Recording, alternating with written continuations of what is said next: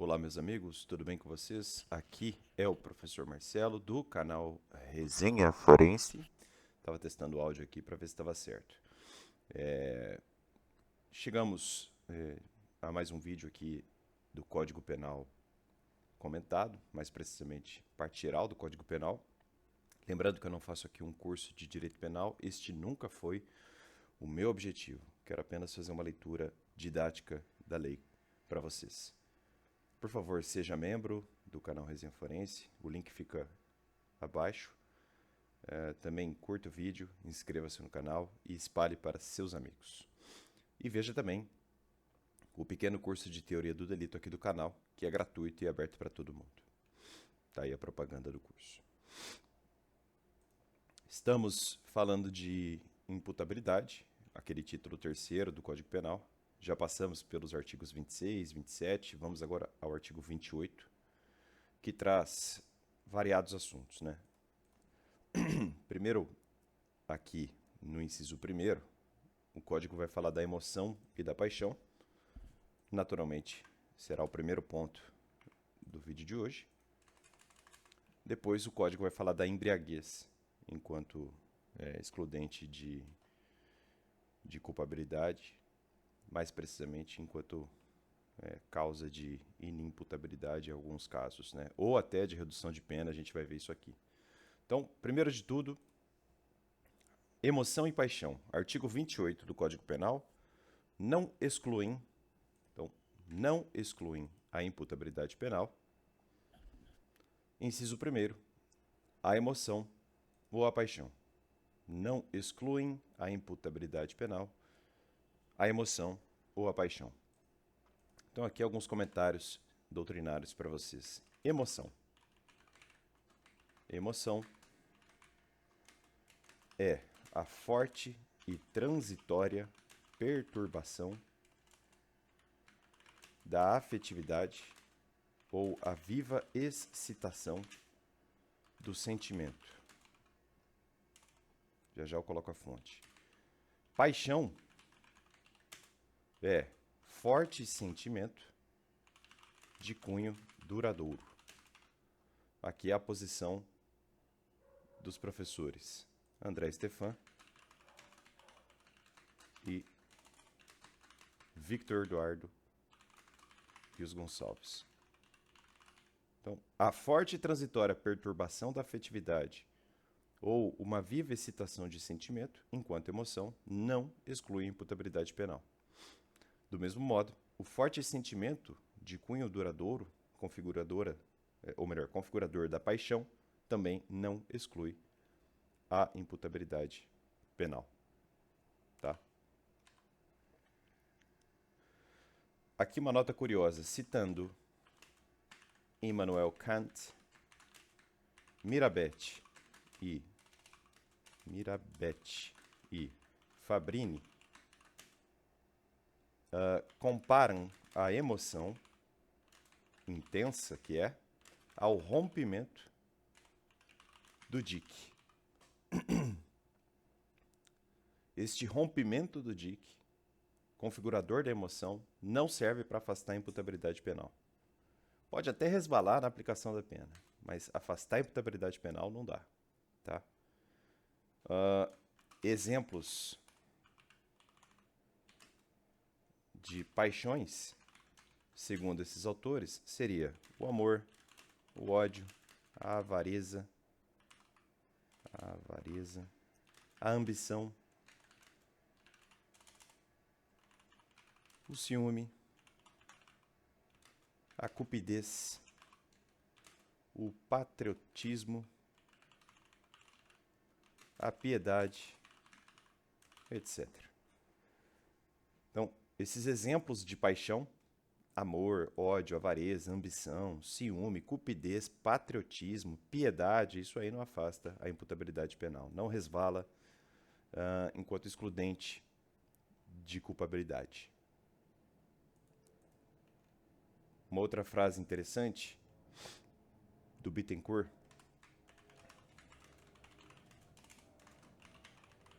Ele fala assim, ó: a emoção é passageira, e a paixão é duradoura.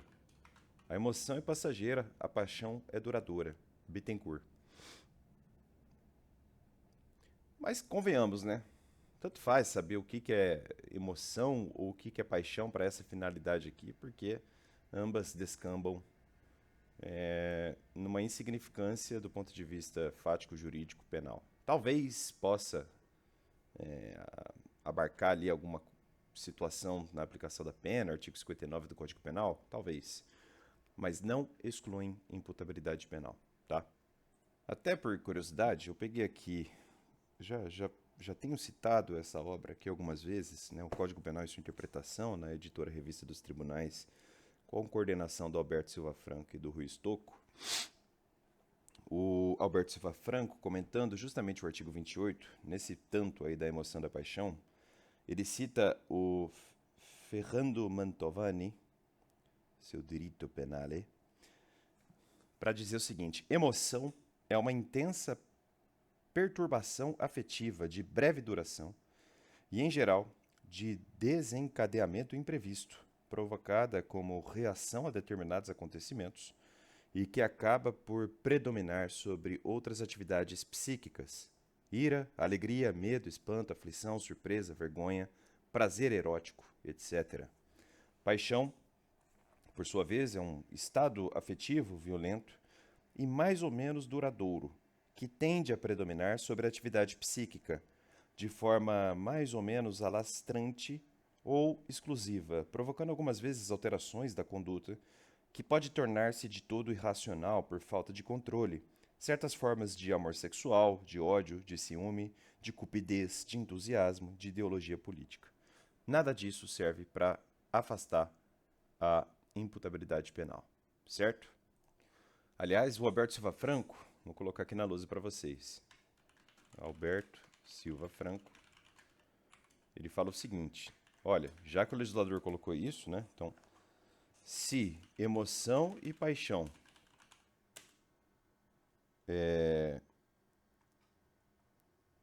incidissem como excludente de culpabilidade, gerando uma inimputabilidade, na prática, todo delito de impulso se tornaria impunível. Tá? Todo delito de impulso se tornaria impunível. E como eu já lhes disse, eu disse que talvez poderia ensejar uma apreciação diferente, né? A emoção e a paixão podem até resvalar na aplicação da pena pelo juiz, aí os colegas da magistratura vão entender muito bem o que eu vou dizer aqui, precisam entender muito bem, precisam dominar a aplicação da pena. Ele diz assim, o próprio Alberto Silva Franco: apesar de não provocar a inimputabilidade do agente, a emoção e a paixão podem ser valoradas como atenuante ou como causa de diminuição de pena, como se verifica pelo disposto no artigo 65, inciso 3, a linha C. Vou até botar na luz aí para vocês. Não custa nada, né? A gente está aqui agora. Deixa eu só abrir aqui no site do Planalto para copiar e colar. Artigo 65. Então, ó, são circunstâncias que sempre atenuam a pena. E aí ele cita o inciso 3. Ter o agente, a linha C, olha aí, ó, cometido crime sob coação a que podia resistir, ou em cumprimento de ordem de autoridade superior, ou sob a influência de violenta emoção provocada por ato injusto da vítima. Então, essa forte e transitória perturbação provocada por um ato injusto da vítima pode causar uma atenuante de pena. E aqui é a segunda fase da aplicação da pena, tá? Ele dá até exemplos da parte especial do Código Penal, né? Então, lesão corporal privilegiada, né? 129, parágrafo 4º, e assim vai. Certo? Bom, de emoção e paixão, acho que eu estou satisfeito. Deixa eu só ver se encontro algo mais na doutrina que pode ser relevante para vocês. Ó, achei uma passagem aqui, só para melhorar aí o material de vocês, ó. Nelson Hungria, ao comentar o Código Penal, escreveu assim, ó, emoção é estado de ânimo ou de consciência caracterizado por uma viva excitação do sentimento.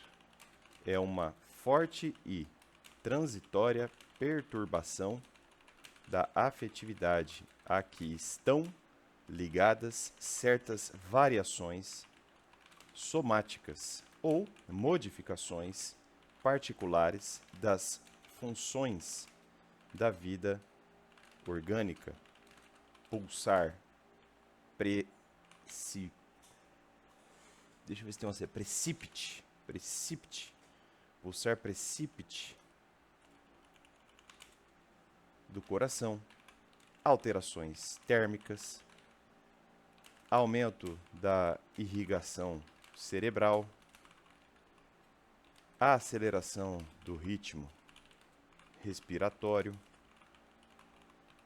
alterações vasomotoras, intensa palidez ou intenso rubor, tremores, fenômenos musculares, alteração das secreções, suor, lágrimas,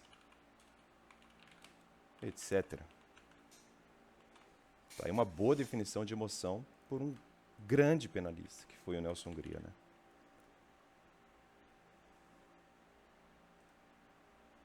Certo? Aqui uma classificação doutrinária. Ó, Guilherme de Souza Nutti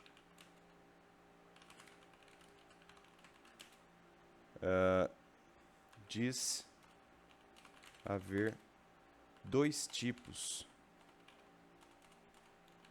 Guilherme de Souza Nutti diz haver dois tipos de emoções. Embora a lei, e ele até reconhece, olha, eu sei que a lei não traz, mas eu vou classificar. Ele fala assim, ó, letra A. Emoções astênicas. Já vou trazer o conceito. Letra B. Emoções estênicas. Emoções astênicas e emoções estênicas. Emoções astênicas, diz Nutti, são as emoções resultantes daquele que sofre de debilidade orgânica, gerando situações de medo, desespero, pavor. E emoções estênicas são, diz Nutti, as emoções decorrentes da pessoa que é vigorosa, forte e ativa, provocando situações de cólera, irritação, destempero, ira. Tá? E aqui uma observação do próprio Nutti. Observação. Sobre essa classificação, ele diz assim: há situações fronteiriças, de modo que um estado pode surgir do outro. Então, a emoção começa astênica e se torna estênica, por exemplo. Tá? Essa é a classificação dada pelo Nutti. Ele não traz fonte nenhuma, suponho que seja uma proposta dele. Bastante interessante, por sinal. Vocês sabem que eu gosto muito do Nutti também. Bom, não custa nada, já que eu falei do Nelson Hungria, ele definiu emoção, mas ele também definiu paixão. Paixão, segundo o Nelson Hungria, é o seguinte: olha isso, charco que cava o próprio leito. Ai, como eu gosto dos autores mais antigos. É o charco que cava o próprio leito, infiltrando-se paulatinamente no solo. Paixão é o charco que cava o próprio leito, infiltrando-se paulatinamente no solo. Justamente porque a paixão é duradoura, como diz o Bittencourt. A paixão é duradoura, lembra Bittencourt. também Stefan e Victor Eduardo Rios Gonçalves. É um forte sentimento de cunho duradouro para fins penais. Tá? Então a paixão tem esse quê de durabilidade. Né? Por isso que a paixão costuma ser relacionada, né? Costuma ser relacionada justamente conforme Nutt. Aliás, eu vou deixar aqui, ó. Pronto. Costuma ser relacionada a paixão justamente com ódio, amor, vingança, ambição, inveja, ciúme e assim vai. Lição do professor Nutt. Então, de emoção e de paixão era isso. Nada disso exclui a imputabilidade penal. Pode, no máximo, significar uma atenuante de pena ou, às vezes, um privilégio ali na parte especial, etc, etc. Vamos agora para o inciso 2. Primeiro eu tenho que ler o caput. E aí, para deixar didático, eu vou fazer assim. Eu vou copiar o caput e colocar aqui de novo. Não excluem a imputabilidade penal embriaguez. Então, ficar bêbado, por assim dizer, não exclui imputabilidade penal. Essa é a regra. Mas aqui eu preciso já trazer várias considerações para falar de embriaguez. Tá? Várias considerações. Até porque embriaguez pode ser causada não só por álcool, mas diz a lei, por substância de efeitos análogos. Vamos trabalhar melhor isso. Então deixa eu pegar os meus materiais aqui para melhorar os comentários. Então, primeiro vamos fazer considerações sobre a própria embriaguez. Então, embriaguez é um estado agudo e transitório de intoxicação provocada pela ingestão de álcool ou substâncias de efeitos análogos. Então, embriaguez é um estado agudo e transitório de intoxicação provocada pela ingestão de álcool ou substância de efeitos análogos. Lição dos professores André Stefan e Victor Eduardo Rios Gonçalves. Um bom conceito de embriaguez para vocês. Embriaguez é um estado agudo e transitório. Ele é agudo e é transitório. É um estado agudo e transitório de intoxicação. Intoxicação essa causada por uma ingestão de álcool ou mesmo por substâncias de efeitos análogos. Então, pode ser conceituada também a embriaguez, né, como intoxicação aguda e transitória causada pelo álcool ou por substância de efeitos análogos que privam o sujeito da capacidade normal de entendimento. Esse conceito aí é dado por Mirabet.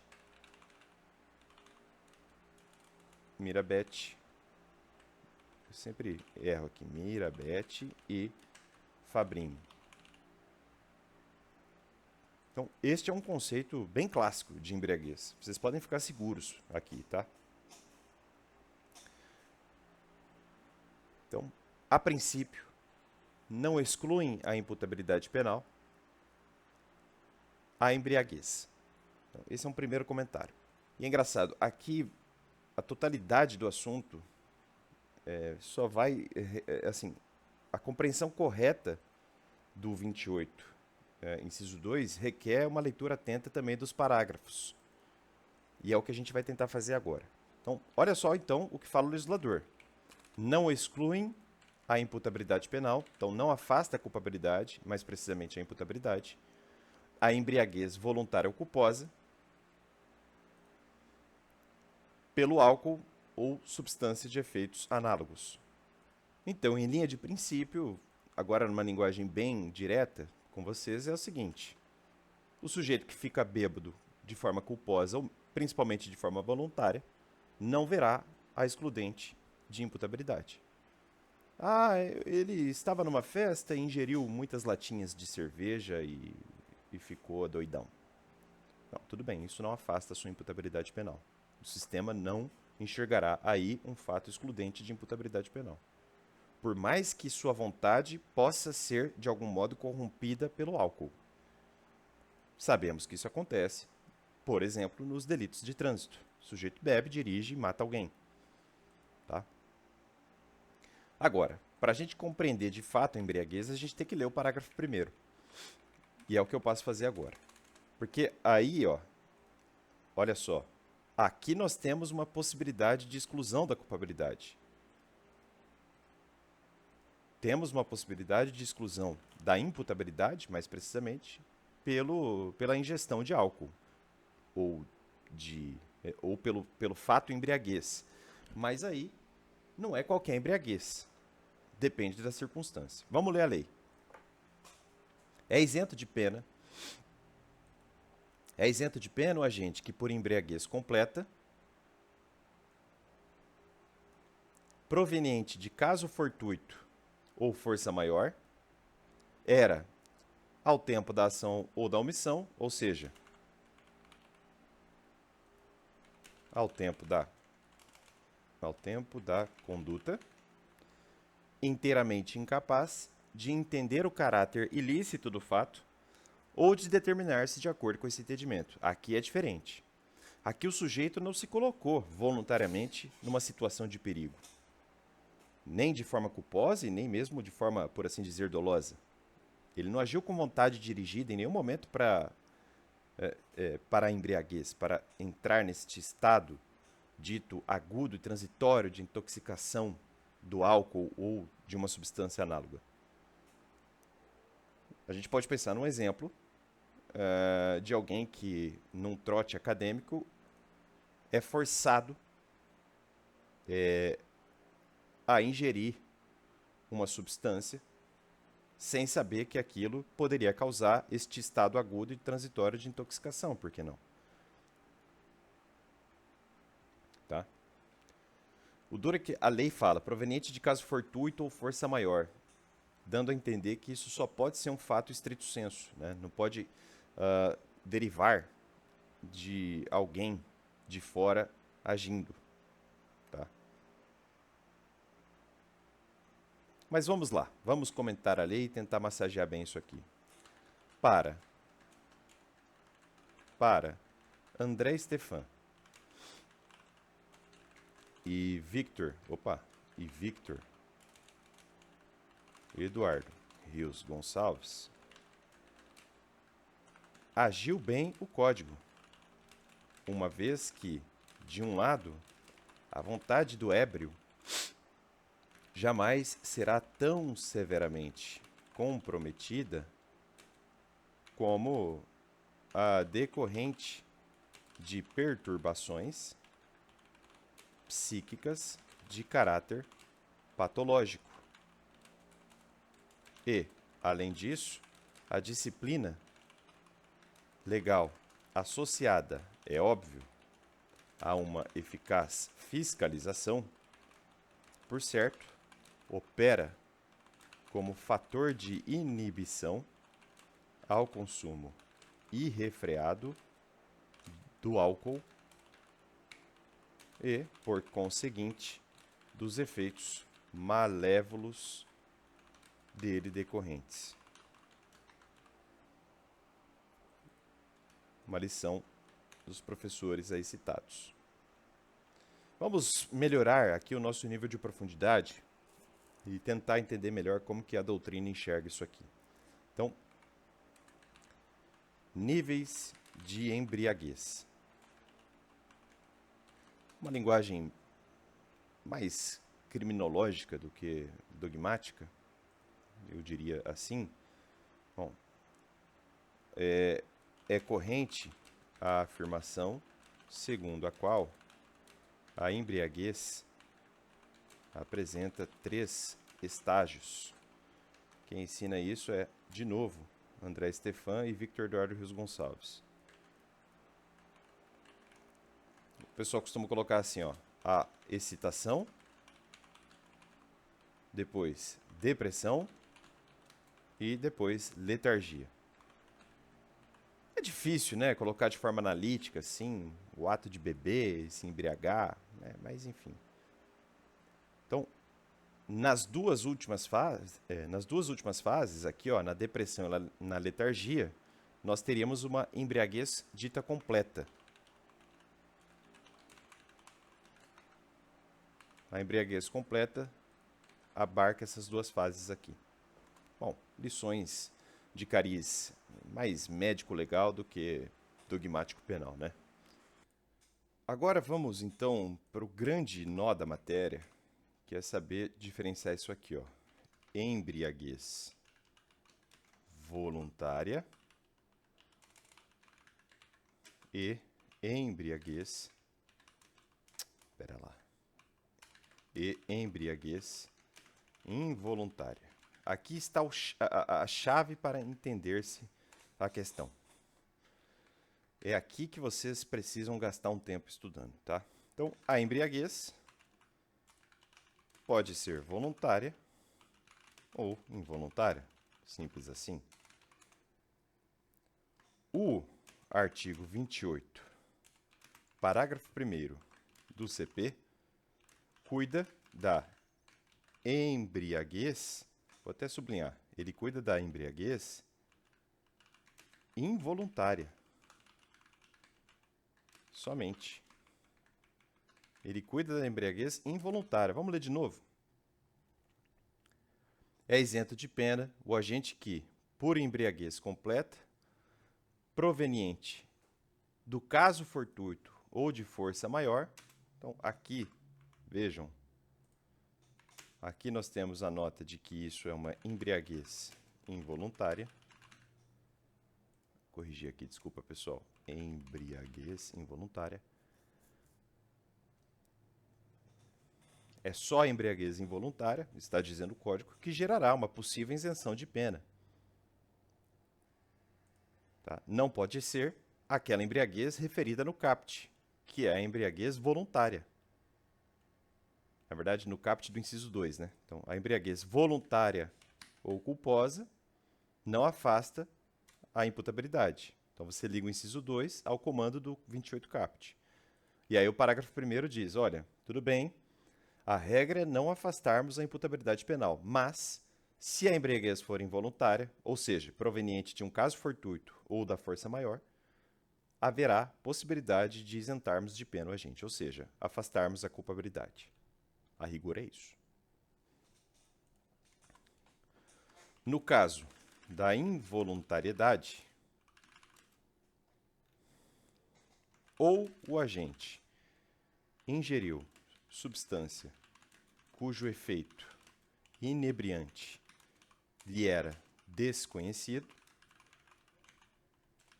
e a doutrina diz que isso seria o caso fortuito, ou o agente foi forçado a consumir álcool ou algo similar contra sua vontade. Isso seria uma força maior. Pelo menos é o que ensinam Victor Eduardo Rios Gonçalves e André Stefan, tantas vezes citados aqui nesse projeto, né? São ótimos professores. Então, no caso de involuntariedade, no caso, para a gente falar, olha, esta embriaguez foi involuntária, e aí nós temos um fato jurídico capaz de afastar a imputabilidade e, portanto, afastar a culpabilidade. E, para muitos, afastar o próprio crime, porque a culpabilidade seria extrato analítico do delito. Então, nesse caso, ou o agente ingeriu substância cujo efeito inebriante lhe era desconhecido. É difícil pensar num exemplo, depois eu vou tentar pegar na jurisprudência. Ou a gente foi forçado a consumir álcool ou algo similar contra a sua vontade. Esse já é mais fácil imaginar. Trote acadêmico, às vezes no calor ali de eventos universitários, né? A pessoa não está afim e o pessoal vai enfronhando aquilo, né? Contra a vontade. Não há uma verdadeira aquiescência, mas olha, se você não tomar essa cerveja ou esse gummy ou essas bebidas aí que a gente sabe que acontece, né, em jogos jurídicos, ou esse lança-perfume, enfim, você pode sofrer uma agressão física, dando um exemplo aqui, tá?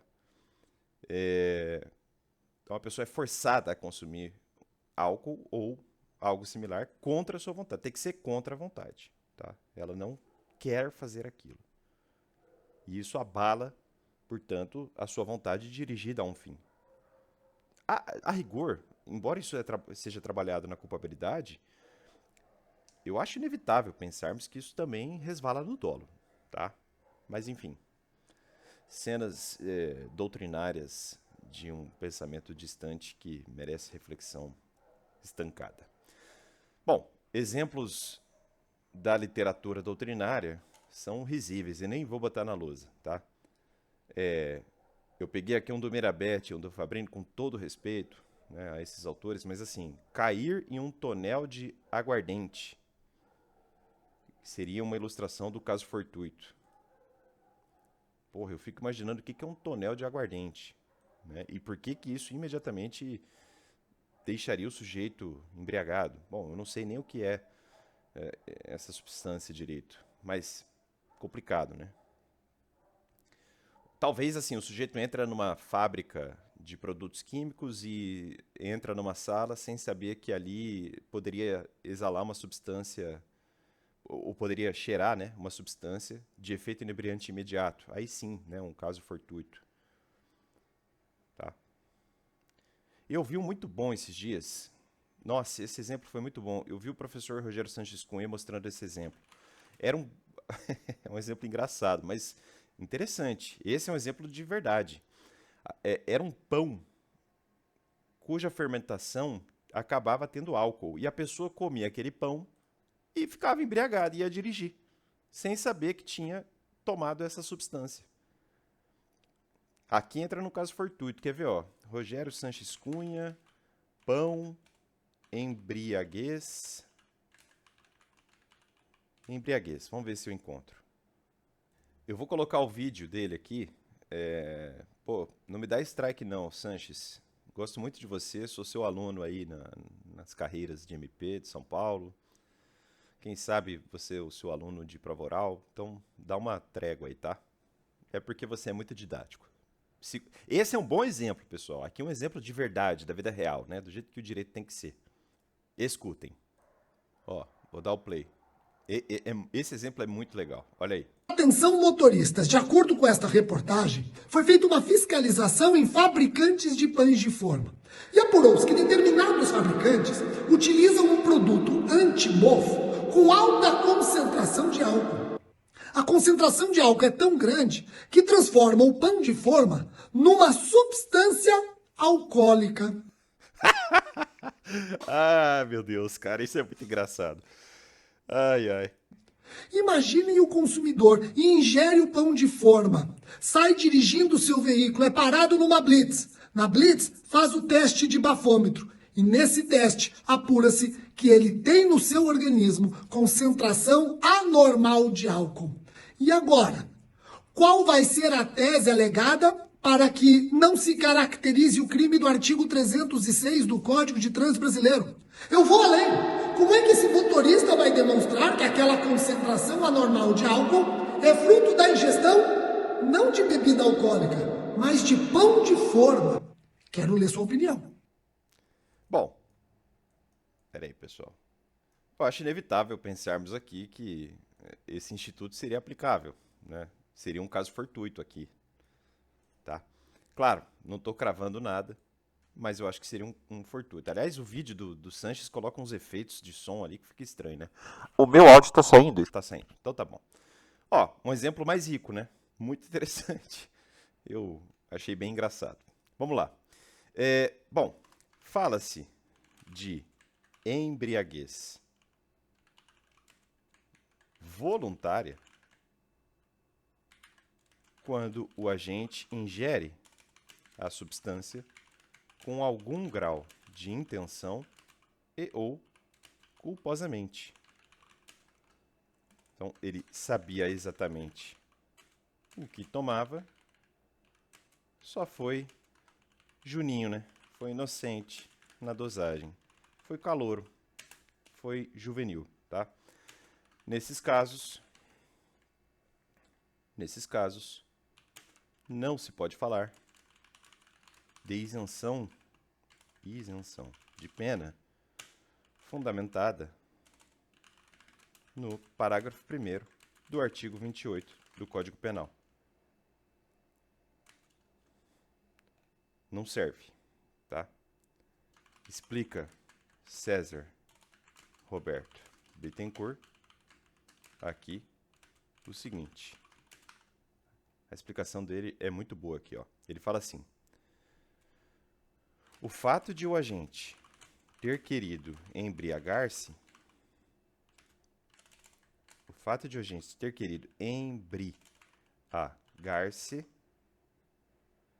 ou ter querido simplesmente beber, não altera o grau de sua responsabilidade penal, segundo nosso diploma legal, segundo o Código Penal, portanto, e tampouco altera a definição legal da natureza da embriaguez, que não é acidental, voluntária ou culposa.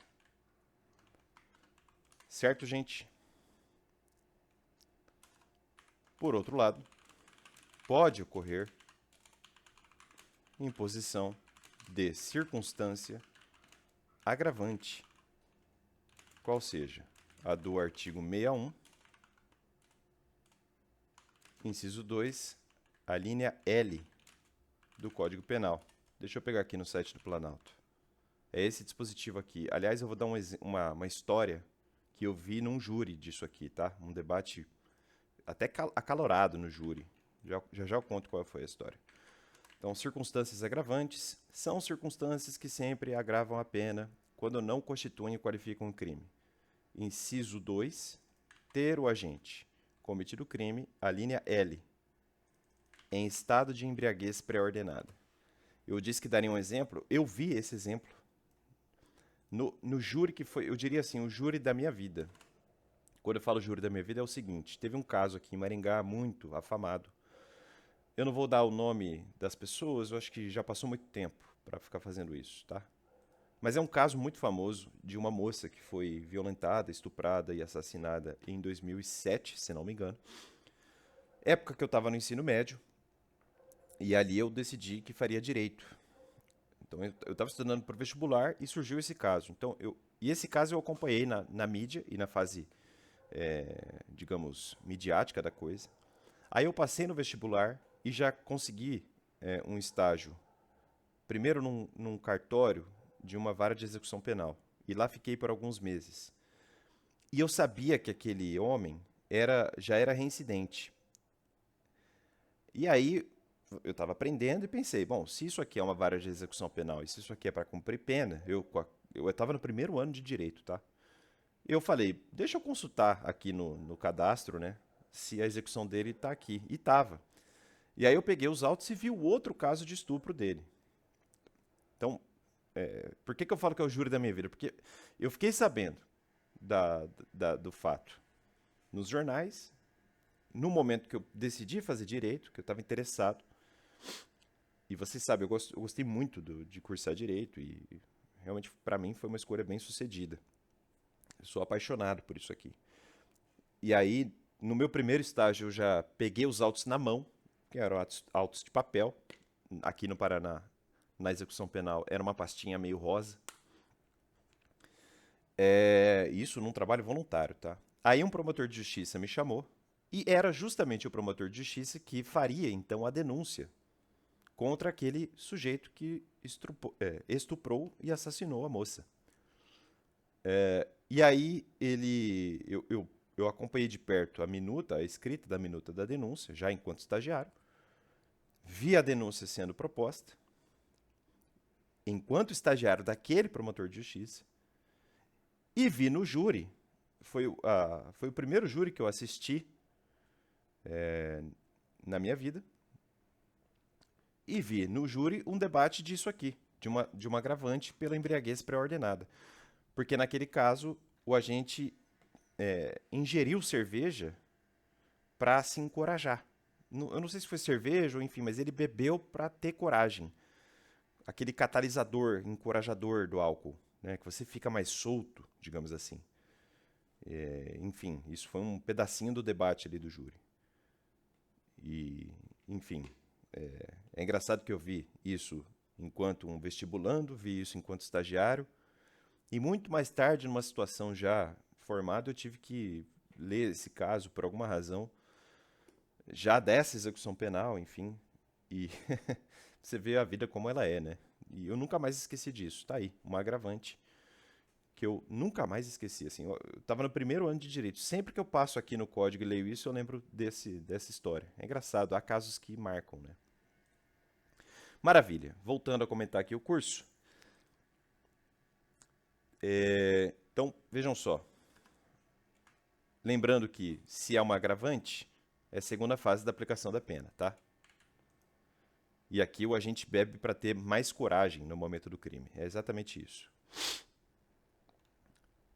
Vamos ler agora o artigo 28, parágrafo 2º do Código Penal. A pena pode ser reduzida de 1 a 2/3. Então, aqui é uma minorante, terceira fase de aplicação da pena. Se o agente, por embriaguez, proveniente de caso fortuito ou força maior, a gente aprendeu que isso aqui é uma embriaguez involuntária.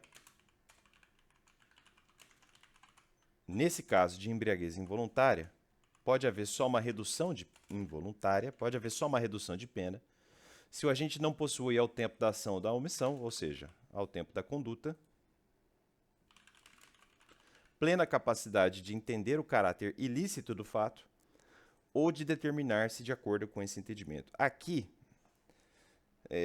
grosso modo, eu diria o seguinte, isso aqui é a mesma coisa que, sabe quando a gente viu a assim chamada semi-imputabilidade do artigo 26?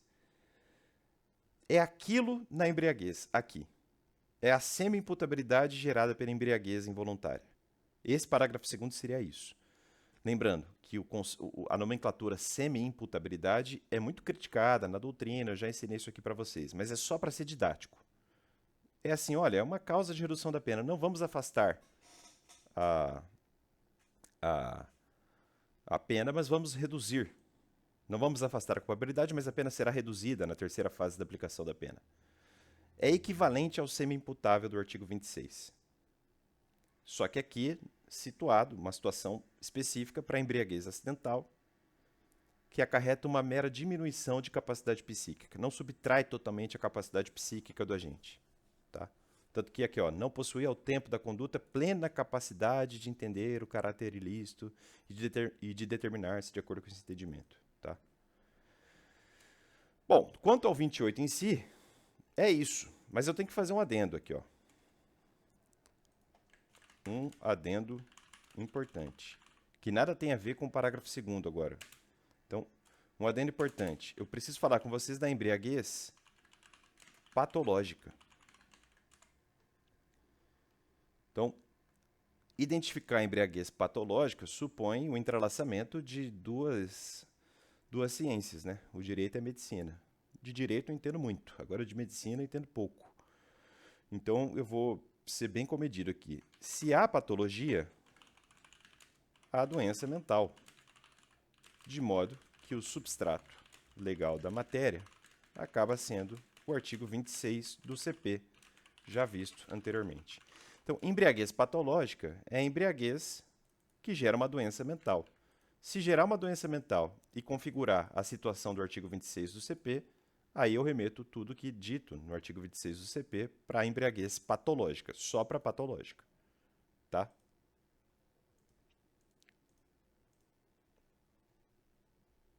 Maravilha. Ainda não acabou. Eu preciso dizer, preciso trazer um último ponto sobre a embriaguez, que é a assim chamada teoria da actio libera in causa. Antes de eu falar dessa teoria, deixa eu pegar meus livros aqui, vamos ver se eu pesco alguma coisa relevante aí para vocês. Então, primeiro o Alberto Silva Franco. Tenho lido bastante Alberto Silva Franco. Vamos ver o que ele pode ensinar aqui de novo, tá?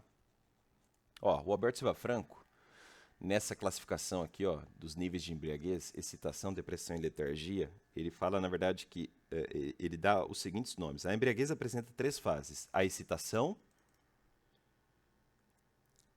a depressão e, por fim, o sono. Sono é uma palavra melhor, né? Letargia barra sono. E aí ele fala assim, na mera excitação, é embriaguez incompleta. Agora, havendo depressão e sono, aí sim nós temos embriaguez completa, tá? Sobre a embriaguez dita voluntária, ou seja, a do 28, inciso 2, né, que não afasta a imputabilidade, o Alberto Silva Franco cita uma passagem do José Frederico Marx nesse sentido. Embriaguez voluntária é aquela não derivada de caso fortuito ou de força maior. Ela pode ser intencional, quando o agente se entregou às libações alcoólicas com o propósito de embriagar-se. Ela será culposa quando seus efeitos decorrem de negligência ou imprudência de quem se pôs a tomar bebidas alcoólicas. No último caso, embriaguez culposa, o agente não pretendia embriagar-se. No entanto, lhe seria fácil prever que, ingerindo determinada bebida, em certa quantidade, acabaria alcoolizado. Então, está aí uma passagem de José Frederico Marx definindo a embriaguez dita voluntária, né, e também culposa, ou também culposa. Já a embriaguez, quanto à embriaguez involuntária, que resulta de caso fortuito ou força maior, aqui o Alberto Silva Franco escreve o seguinte: a embriaguez completa resultante de caso fortuito ou de força maior é uma das hipóteses de elisão da imputabilidade penal, porque afeta a capacidade de entender o caráter ilícito do fato ou de determinar-se segundo esse entendimento. No caso fortuito, que está aqui, ó, nesse caso aqui, no caso fortuito, ensina Alberto Silva Franco, e aí ele vai citar Giuseppe Bettiol, a intoxicação aguda é consequência de todo o imprevisível da ingestão de uma bebida alcoólica por uma bebida não alcoólica ou que se acreditava ser de gradação menor do que a efetiva. E aí volta Alberto Silva Franco. Na força maior, a embriaguez completa é de difícil configuração. No entanto, é possível exemplificá-la na hipótese de alguém que é obrigado, em razão de trabalho, a permanecer em ambiente saturado de vapores alcoólicos. Esse é um ótimo exemplo também, né? Certo? Agora, para fechar, eu gostaria de falar um pouquinho da teoria da actio libera in causa, tá? Então, algumas considerações aqui. Então, finalmente, algumas considerações sobre a teoria da actio libera in causa. Algumas considerações sobre a teoria da actio libera in causa, tá certo, Word? Então, aqui é o seguinte, dizem Stefan e Victor Eduardo Rios Gonçalves o seguinte, deixa eu pegar aqui o nome deles, eles falam assim, ó, eles falam o seguinte,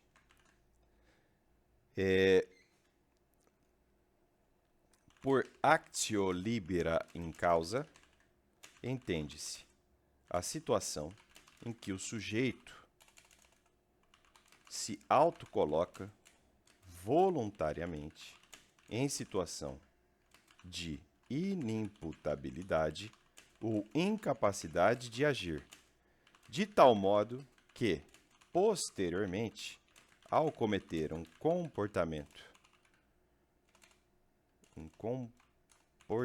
criminoso, padecerá da capacidade de entender a ilicitude do ato ou de se autocontrolar. Vamos colocar em palavra bem direta? É mais ou menos assim, o sujeito vai numa festa e fica loucaço, bebe muito, e vai embora da festa praticamente sem dolo.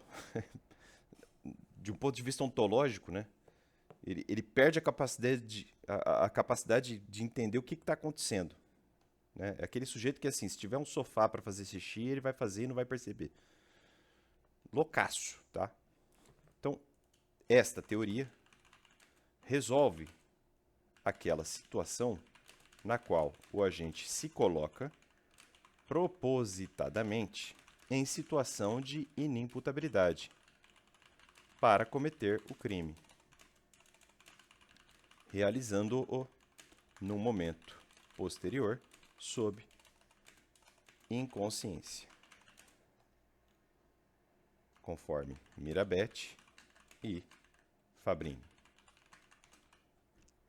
Então vejam, no momento da conduta, numa fotografia, é como se o sujeito não estivesse entendendo o que está acontecendo.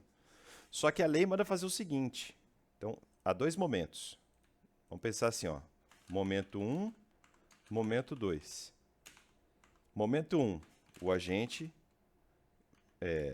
se coloca na situação de uma ontológica inimputabilidade ou de uma ontológica incapacidade de agir.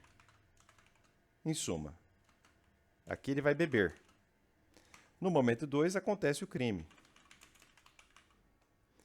O que a teoria da actio libera em causa diz? Olha, você vai analisar o dolo ou a culpa numa perspectiva assim, ó, retroativa.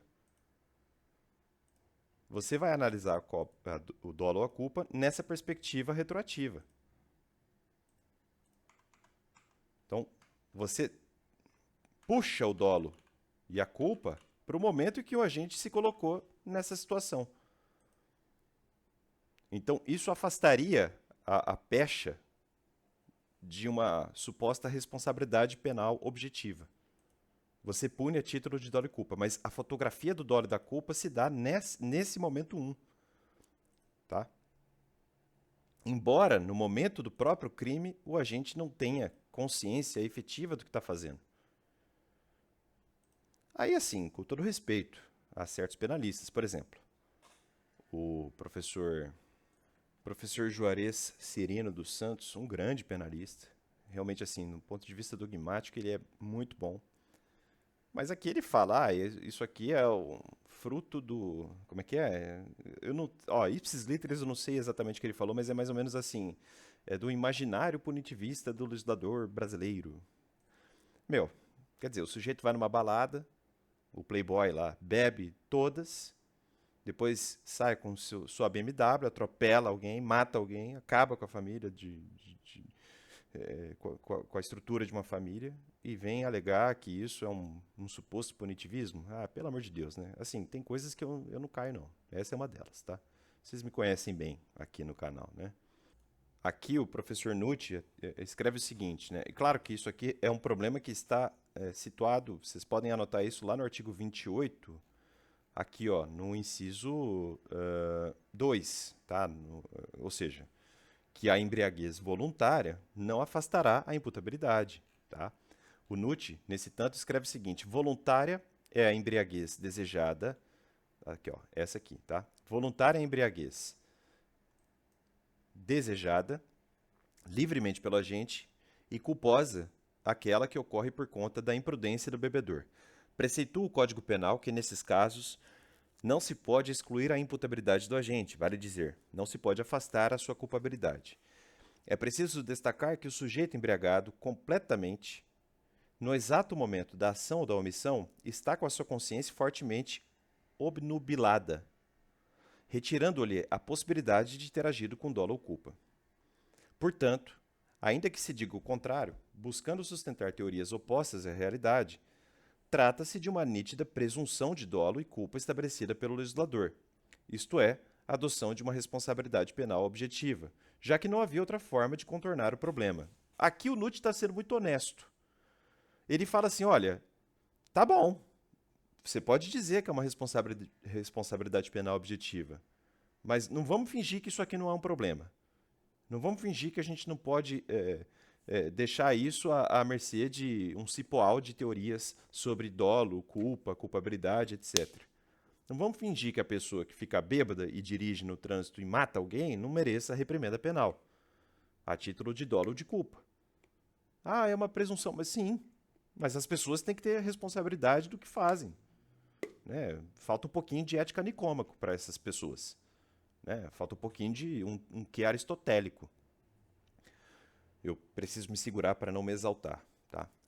O Paulo José da Costa Júnior, citado pelo Nucci, vai muito bem. Ele fala assim, ó, não se pode entender ou melhor, estender o princípio, falando do princípio da actio libera causa, à embriaguez voluntária, em que o agente ingere a bebida alcoólica somente para ficar bêbado, ou a embriaguez culposa, em que se embriaga por imprudência ou negligência. Em nenhuma dessas hipóteses, porém, pretendia o agente praticar ulteriormente o crime. O legislador penal, ao considerar imputável aquele que em realidade não o era, fez uso de uma ficção jurídica, ou melhor, adotou nesse ponto a responsabilidade objetiva, que se antagoniza com o nullum crimen sine culpa, apresentado como ideia central do novo estatuto. É forçoso convir, no capítulo da embriaguez, excetuada aquela pré-ordenada, o Código fez reviver a velha fórmula medieval do versare in re illicita. Entendemos que, com base em medidas de política criminal, pudesse ser adotada a solução perfilhada pelo Código. Paulo José da Costa Júnior diz, não, é isso aí, a gente tem que punir, né? Seria, entretanto, mister que o legislador afirmasse corajosamente, em alto e bom som, que foi compelido a aceitar a responsabilidade objetiva nesse ponto para evitar as escusas absolutórias que passariam os criminosos a buscar com o uso abusivo do álcool e substâncias similares. Perfeita a colocação do Paulo José da Costa Júnior. Perfeita, perfeita, tá? Eu não vou me alongar, eu queria ler aqui passagens do Alberto Silva Franco, que também faz suas considerações contrárias, né? Vamos pegar, vai, rapidinho. Ele fala assim, também eu discordo do Alberto Silva Franco, tá? Ele fala assim. Só um instantinho.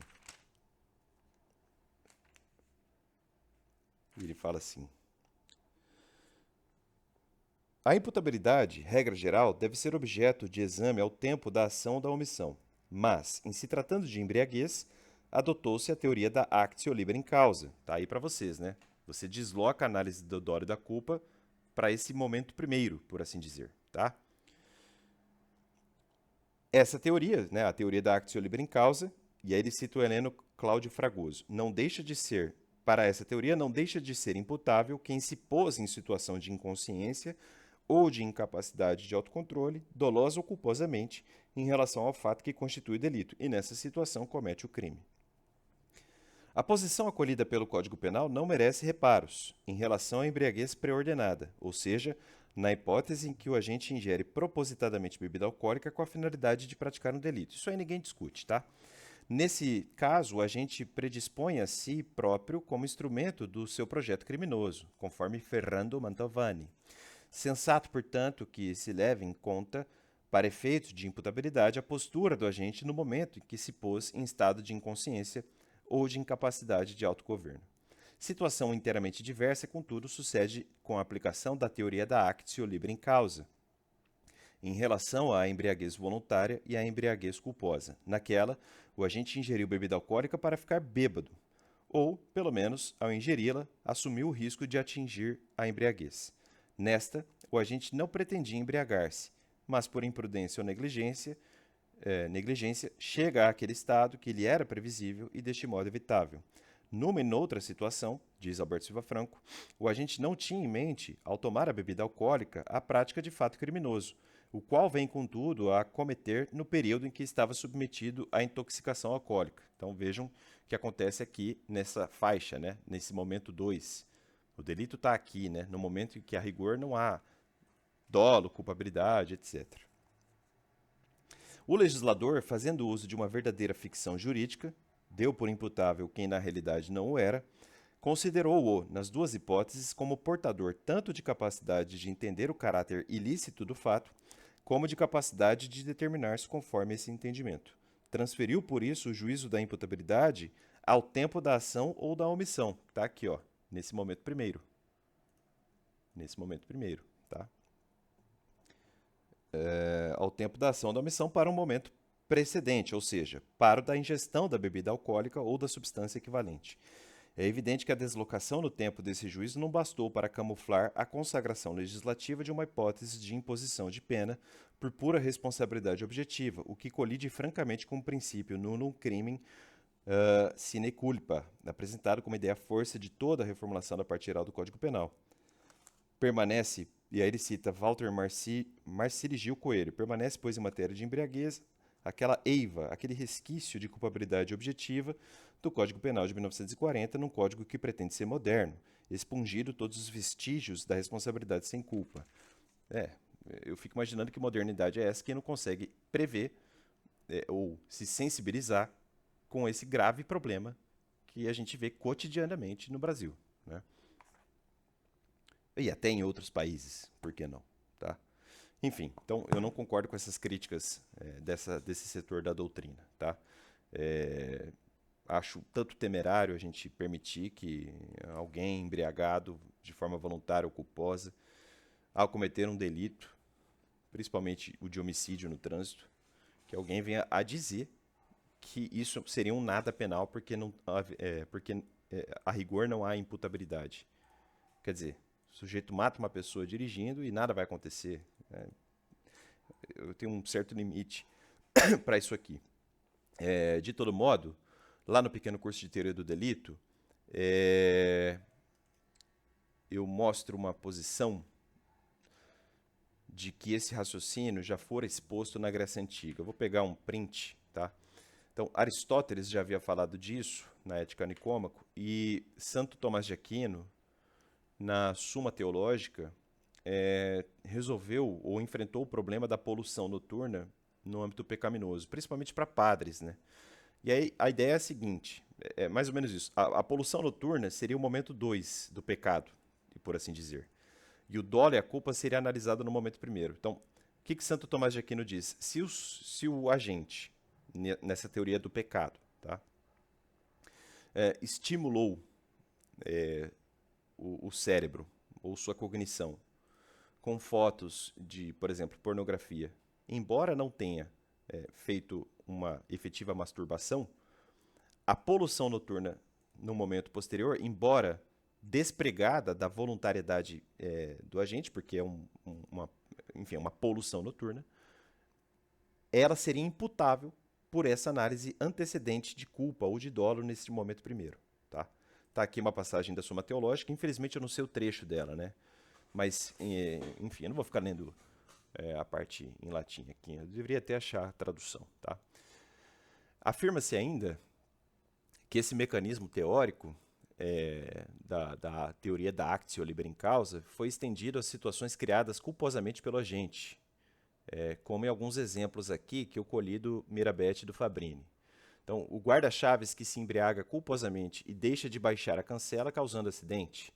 Então, ele, até para um critério de imputação objetiva, seria adequado imputar esse delito a ele. O da mãe, que sabendo que tem sono agitado, intoxica-se com substâncias entorpecentes, deixa o filho recém-nascido em sua cama e ocasiona a sua morte por sufocação, etc. Tá? Sendo assim, a explicação pela teoria da actio libera in causa, agora citando o Mirabete e o Fabrini de novo, é válida para os casos de embriaguez preordenada ou mesmo da voluntária ou culposa, quando o agente assumiu o risco de embriagado, cometeu o crime, ou pelo menos quando a prática do delito era previsível. Interessante isso, né? Se você vai numa festa com o seu carro, você não está de carona. Se você resolve ingerir bebidas alcoólicas, é óbvio que você está assumindo um risco de produzir um resultado criminoso, porque você vai dirigir depois. Então, isso aqui não é uma pura responsabilidade objetiva. Não cola essa ideia aqui, não, tá? Mas não nas hipóteses em que o agente não quer ou não prevê que vai cometer o fato ilícito. E essa foi a posição assumida pelo Código Penal, de 1940. A gente lê isso na exposição de motivos. Então, ó. Espera lá. Ganhar um espaço aqui. Então, na exposição de motivos do CP de 1940, o ministro Francisco Campos salientou no item número 21 o seguinte: